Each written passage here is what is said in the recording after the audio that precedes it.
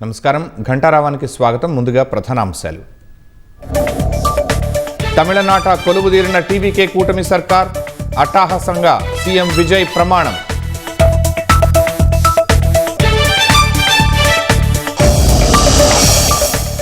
విజయ్ కేబినెట్లో ఓ మహిళ సహా 9 మందికి చోటు, 7 టీవీకే, 2 కాంగ్రెస్ ఎమ్మెల్యేలకు స్థానం.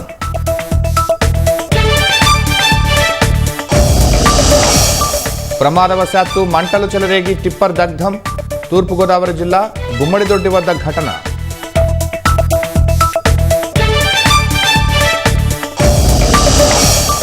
అమెరికా సైన్యానికి ఇరాన్ నావికాదళం హెచ్చరికలు, ఆయిల్ ట్యాంకర్లపై దాడి చేస్తే సహించబోమని వ్యాఖ్య.